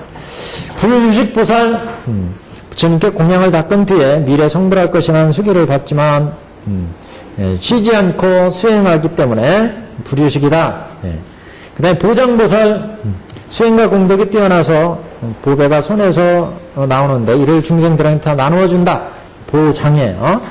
그러니까 손바닥 보 그래서 손바닥 창 보배가 손바닥에서 나온다. 보장보살 이름 그대로 해석한 겁니다. 야광보살 우리 이제 야광보살 본사품이 있죠 뒤에. 그래서 이 보살은 중생의 갖가지 병을 고치고 그래서 이제 불도를 실천하는 보살로 나옵니다.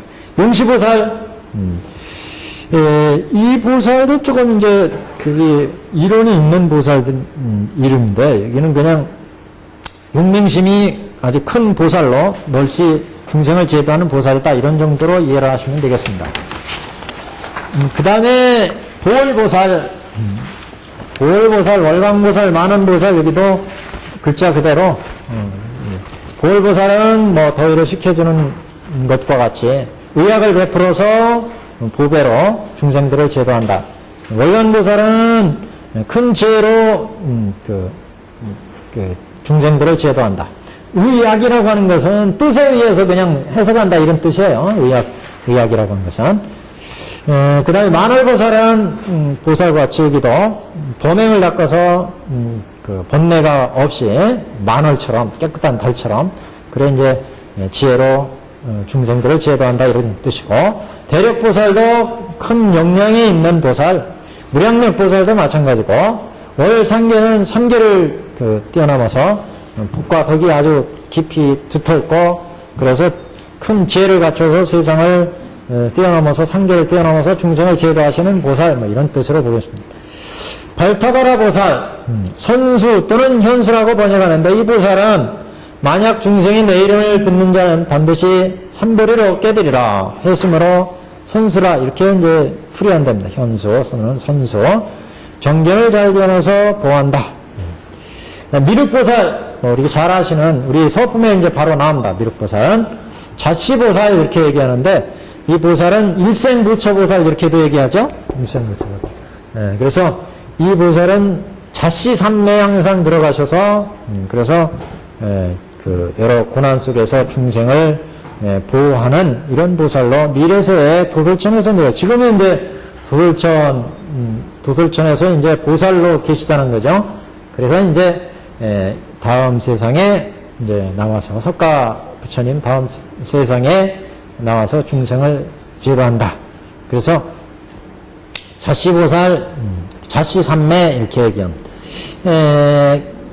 자세한 내용은 뒤에 이제 미륵보살에 대해서는 미륵보살은 이제 미륵상생경, 미륵하생경에 이제 자세한 내용이 나옵니다. 그때 이제 미륵보살조의 말씀을 드리죠. 그 다음에 보적보살, 뜻에 의해서 보배가 이제 아주, 축적되어 있다, 쌓여 있다, 이런 의미로. 그래서 여러 가지 선물을 닦아서 법보를 무수하게 쌓아서 중생을 제도한다. 이런 보살입니다. 도사보살, 사땡도에 떨어진 중생에 대해서 대비심을 일으켜서 정도에 들어가게 인도하는 보살, 인도하는 도사보살. 우리가 일로왕보살, 마살 하는 일로왕보살은 이제 영가를 인도한다고 그러죠. 이 도사보살은 우리 중생들을 이제 인도하는 보살, 이런 의미로 이제 도사보살 이렇게 말씀드릴 수 있습니다. 그래서 이와 같이 지금 18분의 지금 보살대중, 보살마살대중을 우리 법화경에서는 들었습니다. 아까 말씀드린 것처럼 18보살은 우리가 지금 법화예상에 8만의 보살이 와 계시다 그랬죠? 그 중에 이제 아주 극소수의 일부분의 보살 이름만 거명을 한 겁니다. 여기 없다고 해서 이분들 이 보살보다 덕이 높다 이렇게 이제 판단할 수는 없고 여기는 대표로 18분만 거명을 했다. 이렇게 이해를 하시면 되겠습니다.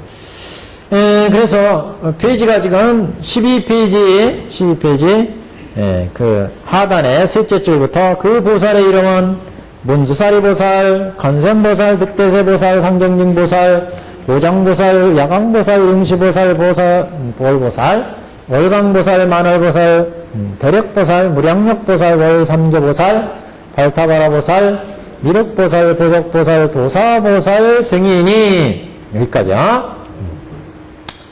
이와 같은 보살마살 8만인이 함께 있었으며 8만 보살대중입니다. 법화경에는 8만 보살대중. 우리 무량의경에는 그런 보살대중이 얼마 될 것 같아요? 무량의경. 법화경의 서경이니까. 예, 무량의경. 법화경의 서경이잖아요. 예? 왜 이런 질문을 드리는지 아시겠어요? 무량의경은 법화 삼부경이잖아요.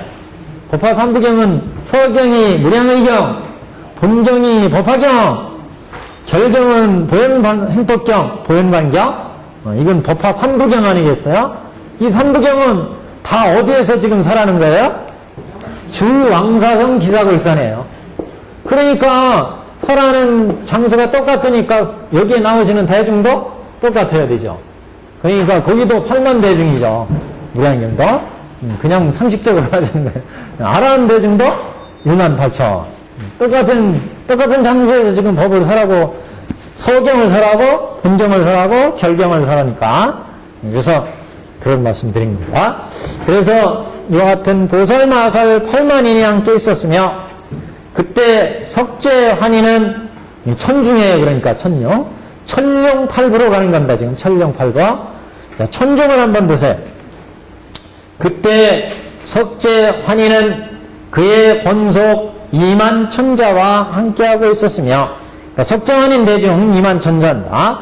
또 명월천자, 보양천자, 보왕천자 이 4대 천왕은 그의 권속 1만 천자와 함께하고 있었으며, 그 다음에 자재천자와 대자재천자, 자재천은 보통 이제 화락천, 유육천이 있죠, 육천. 그러니까 지금 법계의 모습으로 보자면, 이게 육도가 있잖아요. 육도 제일 꼭대기에 이게 천이 있잖아요. 여기가 인윤이 있고 지옥대중이 있고, 그러니까 육도의 대중이죠. 이 천중은 좀 복잡해요. 가장 복잡한 대중이 천중이에요. 여기는 수명도 다양하고 쌓는 덕도 10선 5개 이렇게 닦아서 10선을 닦아서 천중에 들어간다 이렇게 했는데, 여기 이제 5개를 닦아서 우리는 5개를 닦으면, 그러니까 우리 인간으로 태어났으면 대개 5개를 다 닦은 거예요. 전세. 여기서 또 믿음을 내가지고 3기를 하면 또 불도를 이제 닦은 거잖아요. 이게. 하여튼 3기 5개를 닦아서 우리 지금 이 회상에 있습니다. 여기서 이제 열심히 선근복덕을 닦으면, 그래서 10선의 선근복덕을 닦으면 우리는 천상에 태어난다 그러잖아요. 천상은 근데 이제 보통 이제 욕계, 색계, 무색계 3개의 이제 하늘이 있습니다. 욕계천이 있고, 욕계천. 그 다음에 색계천이 있고, 무색계천이 있어요. 무색계천. 그래서 우리가 천태사기에서 했잖아요. 천태사기에서. 그래서 욕계천에는 6하늘이 있어요. 그래서 유격천 그러잖아요, 보통. 유격천. 여기가 사천왕천, 도리천, 야마천, 도솔천, 화락천, 타화자재천.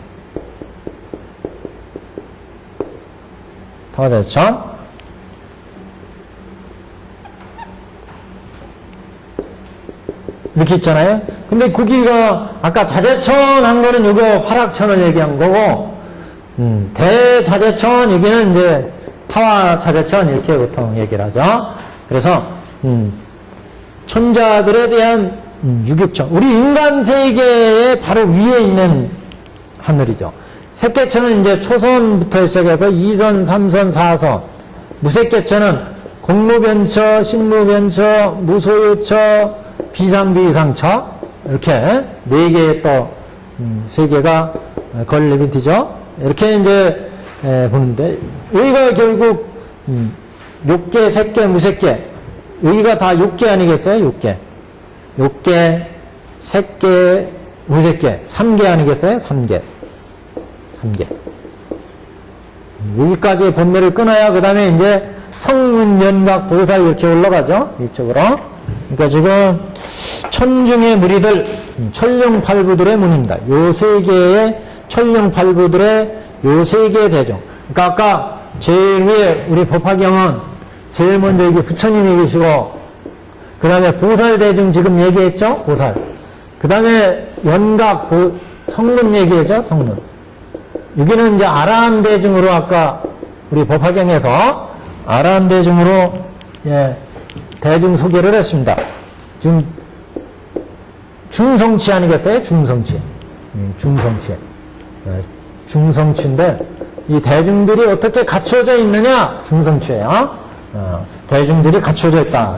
여기는 주체가 갖춰져 있고 때가 갖춰져 있고 듣는 분, 믿음이 갖춰져 있고 삼교 오결들은 대중들 지금 대중들이 있고 이거는 그 법을 듣는 대중들이 갖춰져 있고 어느 때냐 때가 정해져 있다는 거죠 지금. 그리고 그 법을 듣는 장소가 갖춰져 있고 대중들이 갖춰져 있어요. 그 대중들이 지금 아라한 대중을 첫 번째로 얘기했고 왜냐하면 부처님 이상에서 부처님 법을 가장 가까이서 듣는 게 성문제자니까 여기는 성문들이에요. 성문제자. 성문제자니까 부처님의 직제자들의 모습이 나왔고 그 다음에 이제 불도에 들어가기 위해서 닦는 보살대중 8만 여기 1만 2천이었죠. 1만 2천 이게 8만 대중 그 다음에 이제 여기 이하의 모든 대중을 얘기하는 겁니다. 요걸 이제 잡중 그랬어요. 이게 잡중 이게 이 잡중들을 천룡팔부 이렇게 이제 본 겁니다. 천룡팔부 그 중에 천중이에요. 천중에 천중들은 이렇게 6개, 색개, 무색개의 일체 천중이다. 제가 전에 보여드린 제일 첫 프린트물 그 대중 이렇게 도표 그린 게 있죠? 안 가지고 있어요? 없으신 분은 다음 주에 한번 쫙 복사를 해오죠. 대중들 표. 어떤 표였어요? 한번 들어봐 주세요.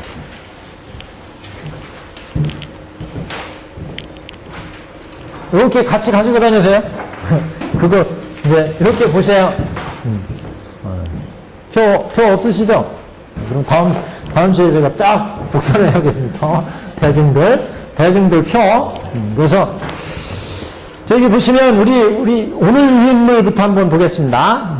천룡팔부 중에 우리 2페이지예요. 2페이지에 여기 보시면 우리 경문에 그때 석재환희는 제석천이라고 하는 부분이에요. 이번에 그래서 이 부분은 어디에 속하느냐? 석재환인이 갖춘 이름은 석재환인다라 석재환인인다라 천재 혹은 제석이라고 부르는데 욕계 제2천의 도리천왕이다. 여기 사천왕천 도리천 여기가 석재환인 무슨 말씀 아시죠? 여기 석재환인은 이렇게 돼 있잖아요.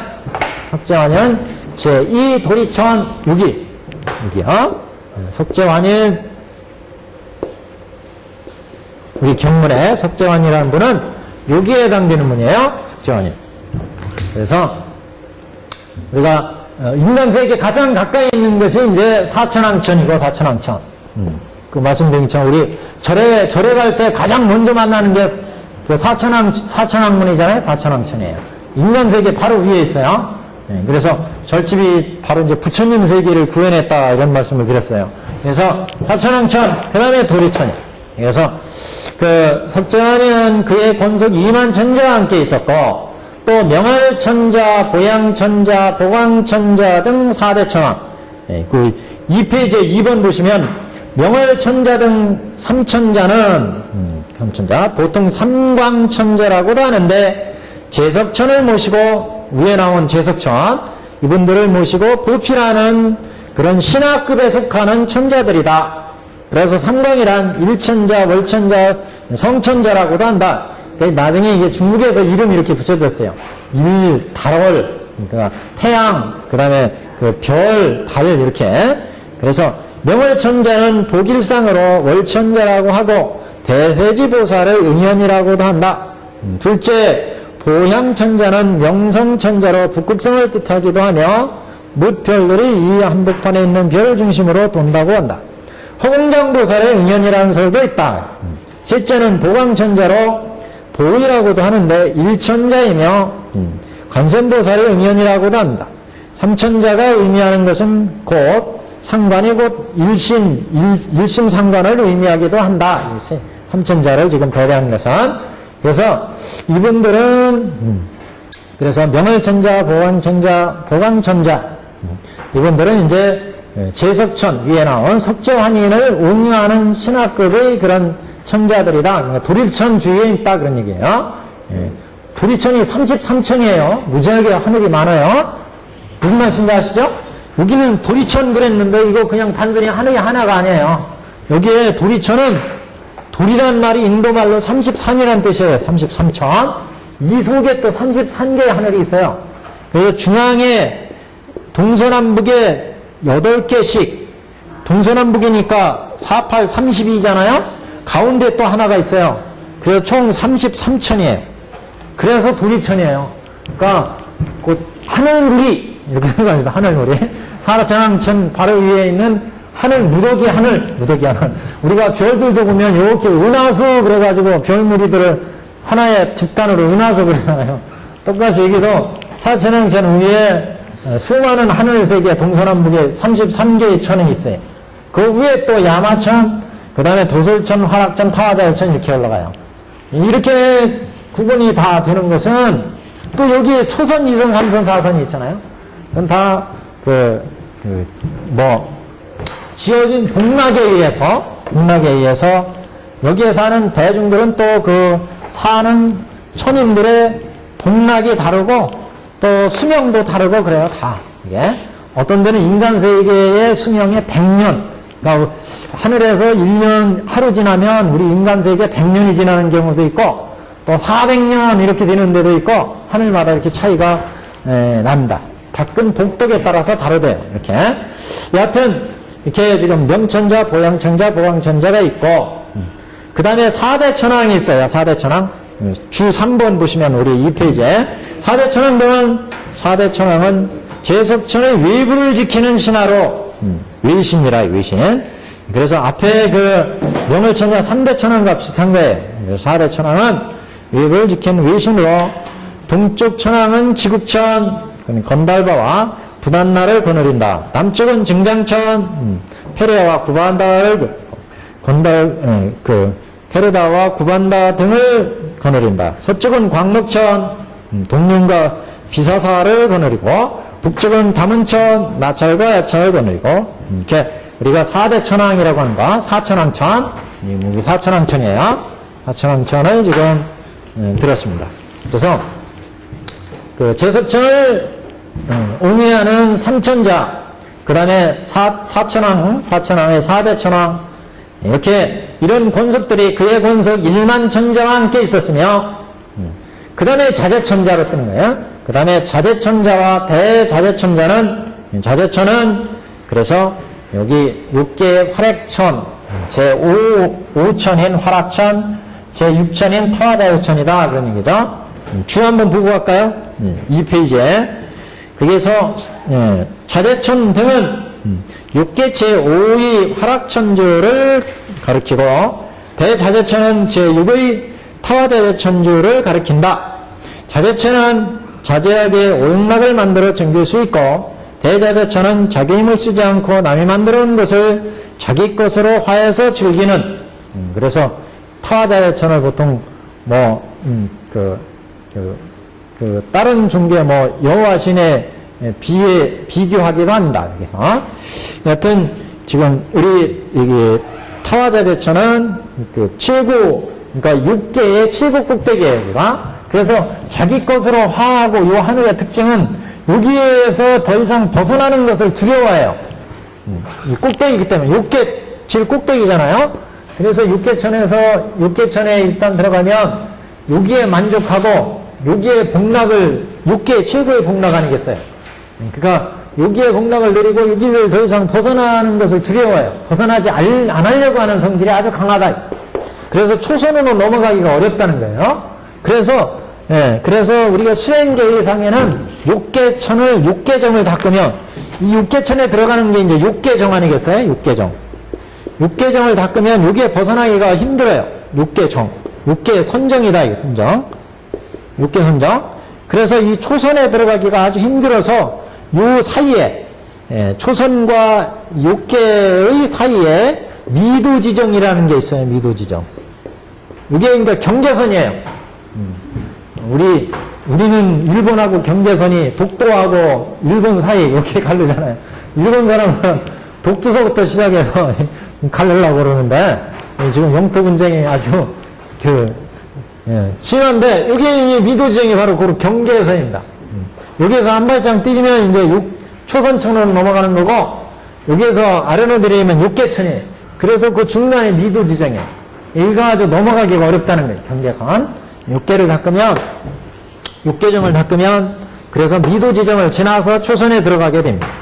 그래서 지금 여기 하늘도 이렇게 육계천이, 타화자재천, 육계천의 최고 꼭대기 이렇게 보시면 돼요.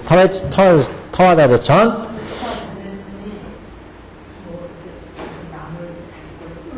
예. 그러니까 자기 것으로 복속시켜서 이웃의 것은 다 내 거야. 그래서 이 안에 이제 틀어지고 더 이상 여기를 벗어나지 않게 하려는 이런 성질이 강하다는 거예요. 여기서. 여기 넘어야 실제 이제 초선에, 실제 법다운 법을 이제 맛보는 것은 초선부터잖아요. 그래서 여기서부터 일심의 경지도 보고 여러 가지 법의 희열, 물론 여기에서도 희열의 경지가 있지만, 진짜 법의 희열은 여기서부터 이제 보기 시작하는 거거든요. 여기서부터. 일심지, 희열의지, 나타나는 경지가 한 4-5개의 경지가 여기서부터 이제 나타나요. 깨달음의 어떤 경지가. 근데, 그래서 여기가 이제 굉장히 중요한 경지입니다. 여기서부터 이제 6개의 거치는 번뇌들이 이제 거치는 거예요. 여기서부터. 그래서 색계의 경지를 보고 무색계의 경지를 보게 되는데, 그래서 이 경지가 굉장히 중요하게 이제 취급이 됩니다. 여기가, 타화자재천자는 그의 권속 3만 천자와 함께 있었으며, 사바세계의 주 범천왕과 시기대범과 광명대범들은 그의 권속 1만 2천 천자와 함께 있었으며, 여기까지가 이제 천중이에요. 그래서 거기에 사바세계의 주, 그러니까 사바세계는 6개, 6개를 이제 사바세계 그러잖아요. 6개를. 요거 사바세계의 주인은 그러니까 누구겠어요? 사바세계의 주인. 유기지품은 안 돼요. 사바세계 전체를 총괄하는 건 초선천이에요. 초선천주를 지금 사바세계의 주 이렇게 봤어요. 사바세계는 6개를 사바세계거든요. 사바사바. 6개 사람들은 사바사바 잘하잖아요. 사바사바. 아첨도 잘하고, 거짓말도 잘하고, 시기도 많고, 사바사바를 하잖아요. 그러니까 이게 욕심이 많아가지고, 6개 중생들은 그 6개의 주인이, 6개의 주인이, 그래서 6개의 주인, 여기 사바세계의 주 범천왕 그랬어요. 여기는 그래서 색계 초선천을 입니다. 색계 초선천. 그래서 거기 범천왕, 우리 2페이지 제일 하단에 보시면 범천왕 등 그랬어요. 범천왕은 색계 천신들로 시기대범, 광명대범 등을 들고 있다. 범천이란 6개의 번뇌를 제거하고 욕망을 여의었으며, 깨끗하다는 뜻으로 범천이다. 욕망을 끊었으니까 이제 깨끗하죠. 그래서 범천이라는 말을 여기서부터 써요. 범천. 6개 번뇌가 여긴 치성하잖아요. 그 번뇌를 끊었어요. 색계니까 물질적인 구분만은 있어요. 이건 내 것, 이건 네 것, 이건 학교, 건물 이런 구분은 있어요. 여기는 그런 구분이 없어요. 식만 있어요. 식만. 여기는 이제 구분은 있다. 아직. 그래서 색계, 그 색계천의 첫 번째 초선천이 대범천왕, 범천왕. 범천왕은 색계천신들로 구성됩니다. 그래서 선정을 닦으면 범천의 백성이 되고 여기에 사무량심을 닦으면 범천왕이 된다. 이렇게도 얘기를 합니다. 그래서 경에서 먼저 범천왕이라는 계율을 들고 이어서 시기대범, 광명대범 등의 이름을 들었는데 이것은 3페이지 꼭대기요.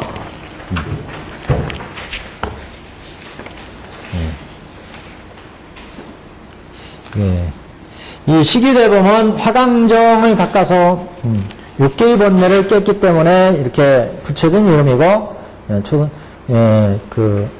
범보천, 대범천, 이렇게 여러 하늘들이 또 거느리고 있고, 광명대범은 이선천으로, 광명대범은 소광천, 무량광천, 광음천, 이런 그 하늘들을 거느리고 있다.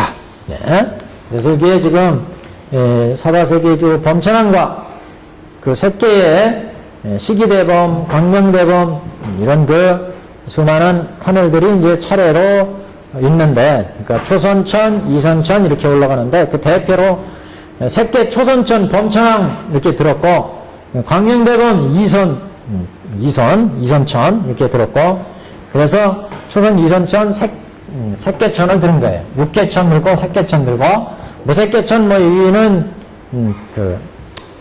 일일이 이제 드리지 않아도 다 이제 참여한 것으로 이제 봐야 되죠. 사바세계조, 범천왕과 시기대범, 광명대범 등 일체 하늘의 세계의 대중들이 이제 차례로 여기에 갖춰져 있다. 또 팔용왕이 있으니 팔용왕, 천룡팔부 중에 용대중들입니다. 팔용왕이 있었으니 난타용왕, 발란타용왕, 사가라용왕, 화수길용왕, 덕차가용왕, 아나바달타용왕, 마나사용왕, 우발라용왕 등 각각 여러 백천권속과 함께 있었으며 그랬어요. 우리 인쇄물에 있으니까 그냥 이걸 보고 한번 보시죠. 용의 대중은 여덟 용왕을 지금 들고 있습니다. 여덟 용왕이 그의 권속과 함께 하였다. 이 권속들은 불교에서 불법을 소화하는 무리로 우리가 용을, 중국 사람들은 특히 용을 또 좋아하죠. 중국에서 우리가 이게 한자로 한역이 되다 보니까 용들이 많이 나옵니다.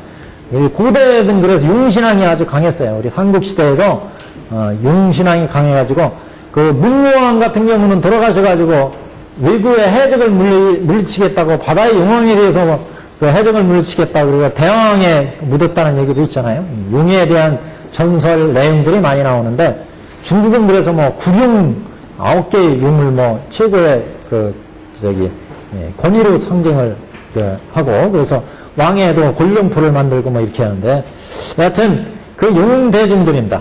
우리 경에는 지금 발란타 용왕부터 마나사 용왕까지 8용왕을 들고 있습니다. 그래서 이런 용의 대중들은 천룡팔부 중의 하나로 여기에서는 천의 대중 다음에 8용왕을 들고 있습니다. 첫 번째 난타 용왕, 환희의 뜻으로 나갈타국을 수호하여서 비를 내리게 해준 그런 용왕으로 유명합니다.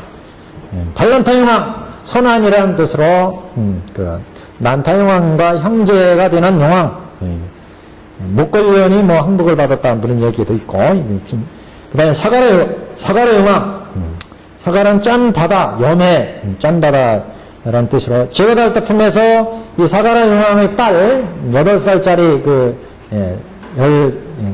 여자 용왕의 딸이 성불한 모습이 나오죠. 제가달타품에. 화수길 용왕, 머리가 아주 많이 달린 용왕이다. 그 다음에 덕차가 용왕, 독을 아주 가지고 있는 용왕, 아나바달타 용왕, 열을 가지고 있는 용왕, 뜻에 따라서 해석한 겁니다. 마나사 용왕, 큰 몸을 갖추었다, 신통력을 갖추고 있다. 우발라 용왕, 검은색 연못, 대색 연못 연화지에서 살고 있는 그런 용왕이라는 뜻입니다. 그래서 이렇게 각각의 용왕들이 있는데 이 용왕들은 이제 법화유상에서 불법을 옹호하는 중요한 신의 역할을 한다. 이렇게 이제 보시면 되겠습니다. 다음에 이어서 이제 천룡팔부를 한번 간략하게 보고 다음 진도를 나가겠습니다. 여기까지 하죠.